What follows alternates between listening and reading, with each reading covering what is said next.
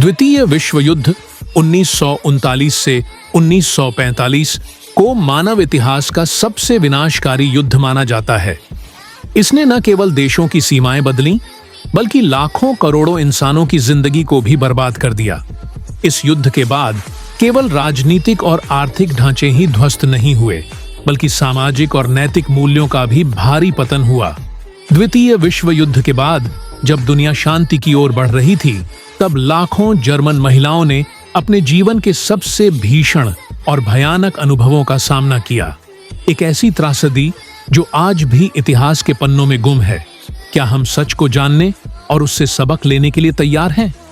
1945 में जब हिटलर की नाजी सेना ने आत्मसमर्पण किया, तब सहयोगी सेनाएं अमेरिका, ब्रिटेन, फ्रांस और सोवियत संघ जर्मनी में विजेता बनकर दाखिल हुईं।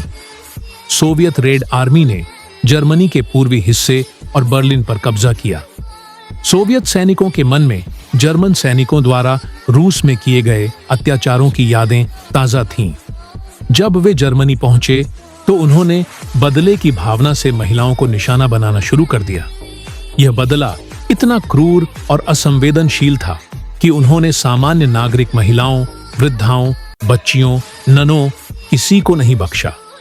इतिहासकारों के अनुसार 20 लाख से अधिक जर्मन महिलाओं के साथ बलात्कार किया गया।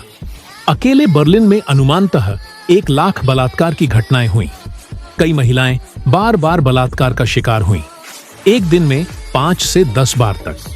8 लाख से अधिक महिलाएं गर्भवती हुईं। इनमें से अधिकांश को यह नहीं पता था कि पिता कौन था। हजारों महिलाओं ने आत्महत्या कर ली क्योंकि उन्हें जीने की कोई उम्मीद नहीं दिखी।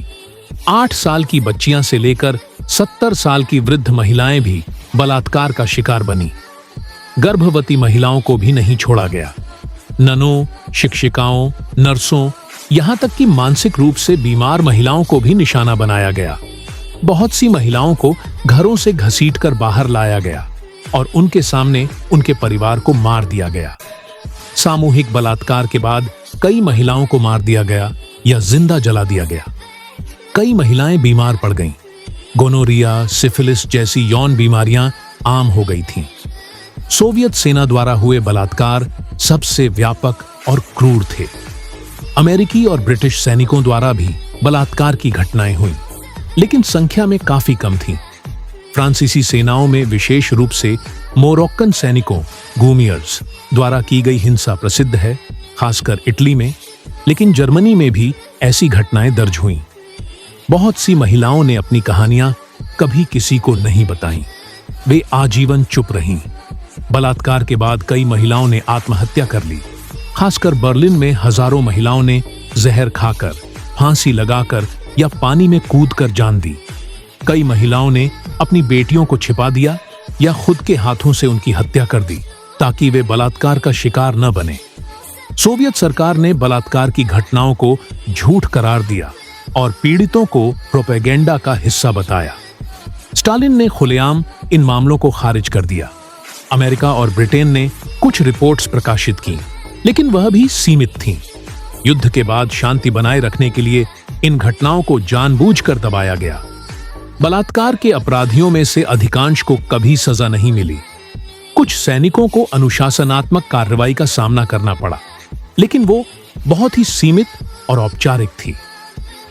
बर्लिन में एक महिला, यह पुस्तक एक गुमनाम जर्मन महिला की डायरी पर आधारित है, जो बर्लिन में रेड आर्मी के कब्जे के दौरान बलात्कार का शिकार बनी। इसमें उस समय की मानसिक स्थिति, डर, शर्म और सामाजिक विघटन को बहुत ईमानदारी से प्रस्तुत किया गया है। इतिहासकार एंटनी बीवोर की किताबें जैसे बर्लिन द डाउनफॉल 945 में भी इस त्रासदी पर विस्तृत चर्चा है। कुछ जर्मन और रूसी शोधकर्ताओं ने मिलकर इन घटनाओं के प्रमाण इकट्ठे किए हैं, लेकिन यह प्रक्रिया अब भी अधूरी है। बलात्कार से जन्मी संतानें अपने अस्तित्व की लड़ाई लड़ती रहीं। कई महिलाओं ने जीवन भर मानसिक अवसाद, पीटीएसडी और सामाजिक अलगाव का सामना किया। पूर्वी जर्मनी में सोवियत शासन के दौरान इन मुद्दों पर बात करना वर्जित था। पश्चिमी जर्मनी में धीरे धीरे यह चर्चा शुरू हुई, लेकिन बहुत देर से। द्वितीय विश्व युद्ध का अंत मानवता के लिए एक बड़ी राहत थी। लेकिन लाखों महिलाओं के लिए यह एक नई त्रासदी की शुरुआत थी।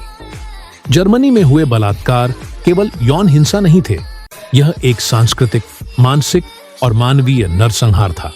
दुर्भाग्य की बात है कि इन महिलाओं को न्याय, सहानुभूति या मान्यता बहुत देर से और बहुत कम मिली।